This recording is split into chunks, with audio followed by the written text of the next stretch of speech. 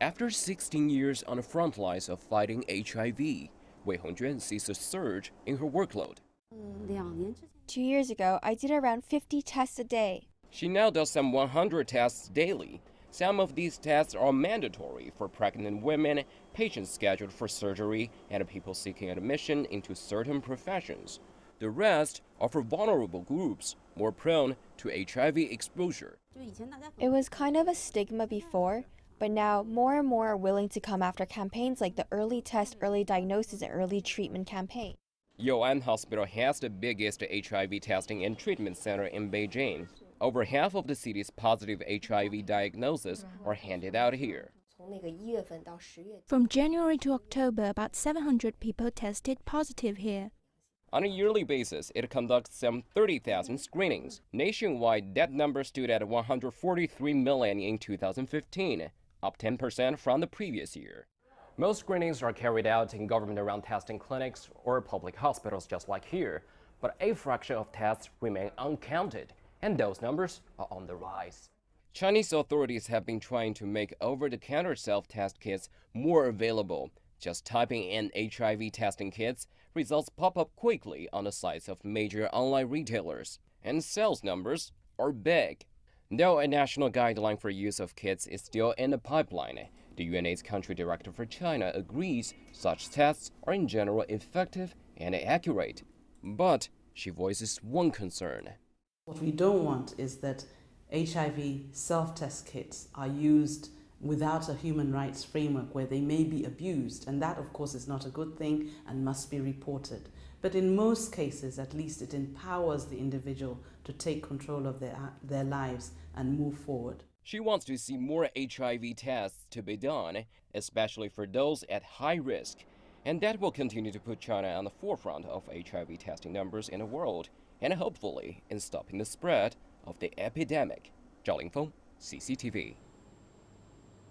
Now, the fight against HIV and AIDS is far from over. Let's get you some perspective on that. I'm joined live here in Nairobi by HIV/AIDS expert Dr. Sylvia Ojo. She's within Clinical Infectious Diseases Division at the University of Maryland in the U.S. Dr. Ojo, thank you very much for joining us today. Thank you. So what should we be focusing on this year? What have been the victories and what are the feelings so far?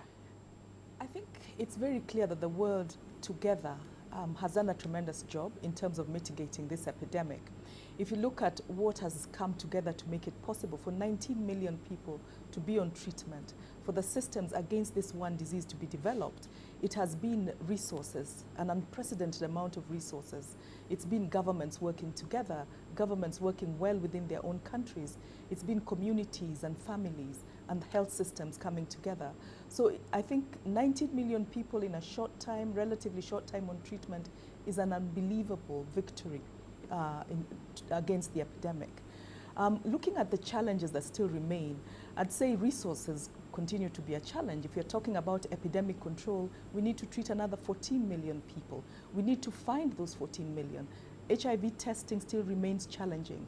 And once people find out they're HIV positive, getting them into services and retaining them in services is also still a challenging issue. And certainly the health systems that we've been working in are struggling, particularly in Africa. So I think those are the things that will still remain critical going forward. Yeah. But what's the single biggest barrier when we talk about halting the transmission of the virus? I'd say, in my opinion, it's the fact that behavior is the critical issue here. If you look at the interventions that we currently have for prevention of HIV, we really do have an armamentarium of interventions that actually work. So the fact that they are not working suggests that something critical is not in place. And I'd say that most of these interventions are dependent on us to do the right thing at the right time. So until we find something that is independent of our behavior, such as a vaccine, I gather you're talking about the South African vaccine trial that is beginning. That is the kind of thing that will really move us towards truly controlling this epidemic. But as long as we depend on us to be good at different times or to change our behavior in certain ways, it's still going to be a challenge. But this campaign has been ongoing for decades, really, you know, the fight against HIV. And I guess the question is, in 2016, why do we have so many people who still don't yet understand the dangers and how to protect themselves? And I'd say that it's still the same thing. The fact that as humans we do have things that impact how we behave, emotions, external influences, alcohol, other drugs, and things. Those are things that determine what we do, and that is why it's challenging to even do like use condoms regularly. That is something that everybody knows, but it doesn't happen all the time. Yeah. So behavior, the fact that behavior needs to change consistently, I think that remains the main challenge. So I guess we're talking about perceptions really. So then let's talk about roping in the parents. To what extent do they have or should they have that responsibility of speaking to the children, and from what age? Right. I'm not a child psychologist or a pediatrician, but having worked in developing systems that support children as well as adults for HIV services, and also being a parent myself, I think it's very clear that children learn from what they see, and that starts in the home. But certainly the school comes in, and then children's friends, the community the child lives in, are also part of their education. So there are things parents can control, there are things parents can't control.